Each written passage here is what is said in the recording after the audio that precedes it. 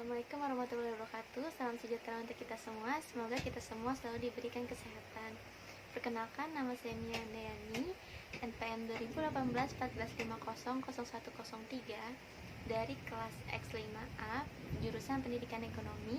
Di sini saya akan membawakan materi potensi apa yang kita miliki dan bagaimana cara kita menghadapi revolusi industri 4.0 yang terjadi saat ini.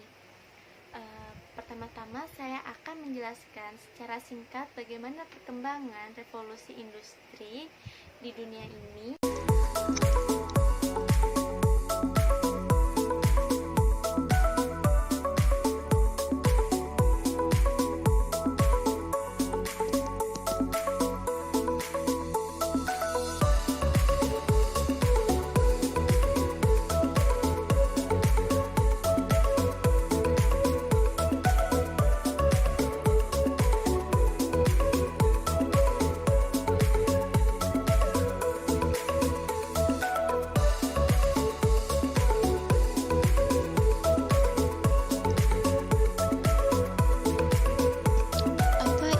Industri 4.0. Industri 4.0 dapat dipahami sebagai perkembangan teknologi pabrik yang mengarah pada otomasi dan pertukaran data terkini secara mudah dan cepat yang mencakup sistem cyber fisik, Internet of Things, komputasi awan, dan komputasi kognitif.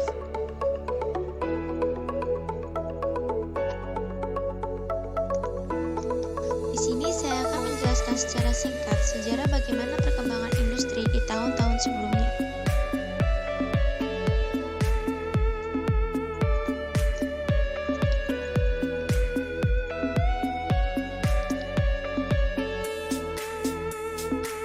Industri 1.0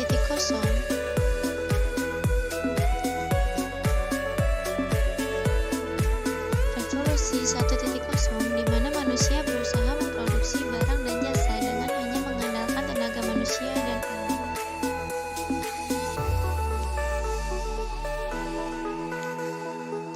Pada tahun 1784 ditandai dengan ditemukan tenaga mesin dan uap sehingga tenaga manusia dan hewan tidak lagi diperlukan.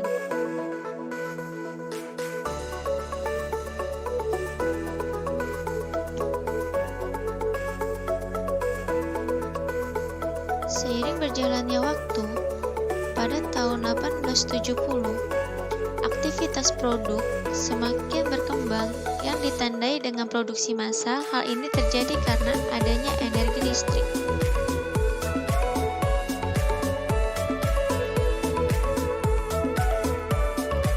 Lanjut ke industri 2.0.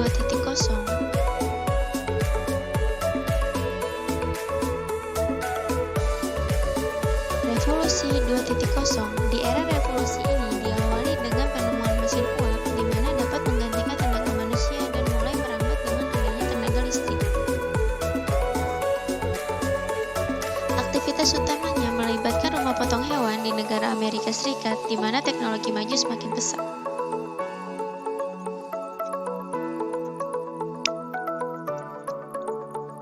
Lanjut ke industri 3.0.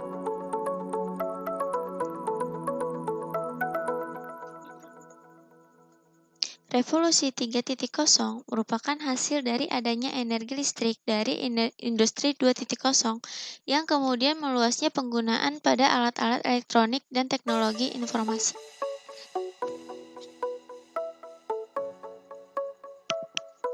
Yang bertujuan untuk otomatisasi produk, artinya aktivitas produksi yang dilakukan oleh manusia kini tergantikan secara sistem otomatis.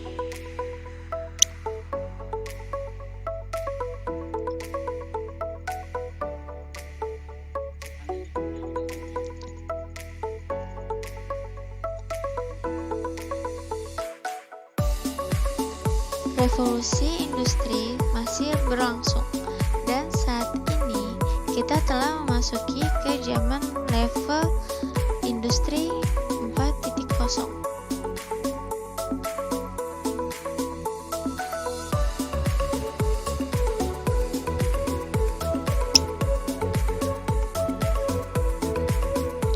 Industri 4.0 menggabungkan teknologi transaksi dengan teknologi cyber kemudian tidak hanya digunakan dalam sektor industri saja, tetapi semua sektor.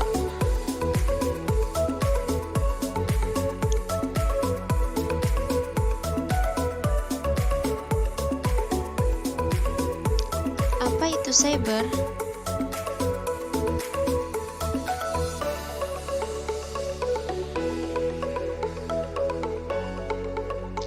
Cyber adalah interaksi melalui jaringan komputer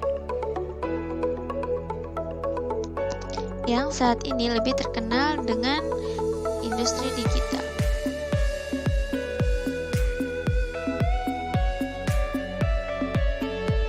Saat ini mau belanja hanya tinggal online shop dan mau makan hanya tinggal order lewat smartphone. Pastinya kita mudah mendapatkan informasi dan komunikasi dengan siapa saja. Di dunia digital ini membutuhkan konektivitas antara manusia, mesin, dan data yang dikenal dengan nama IoT atau Internet of Things. Sejauh ini, apa saja sektor industri 4.0?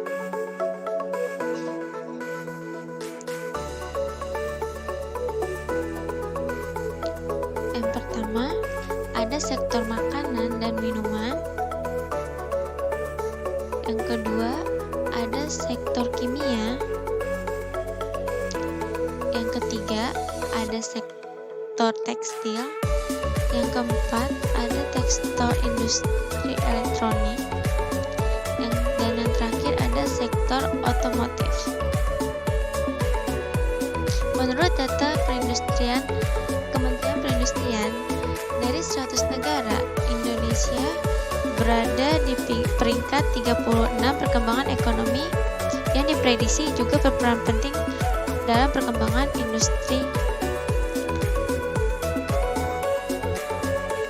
Target industri 4.0.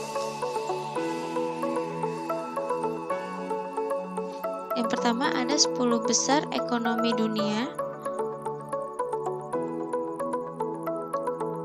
Yang kedua berkontribusi ekspor 10% pada PDB. Yang ketiga menaikkan rasio produktivitas pada biaya. Dan yang keempat, menaikkan anggaran Litbang menjadi 2% dari PDB.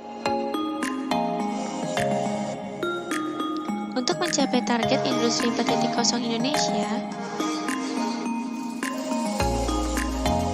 cara mencapai targetnya ialah yang pertama, penguatan rantai supply, kedua pengembangan kawasan industri, ketiga, tujuan pembangunan yang berkelanjutan. Keempat, penguatan UKM. Kelima, penguatan infrastruktur digital. Yang keenam, pengembangan ekosistem inovasi. Yang ketujuh, insentif vista untuk inovasi. Yang kedelapan, pengembangan SDM. Kesembilan, kebijakan industri. Dan yang terakhir, peningkatan investasi.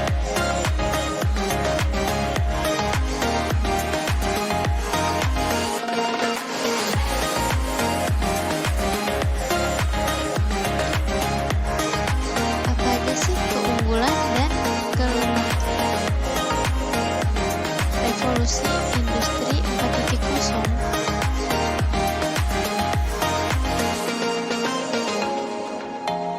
Yang pertama, mampu meningkatkan kualitas hidup.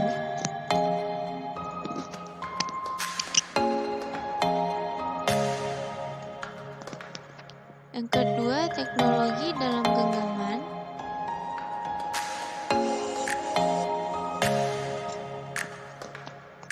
Yang ketiga, mempersempit lapangan kerja.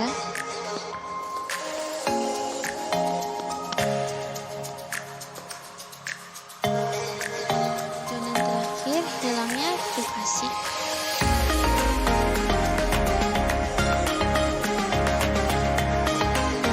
Kesimpulan,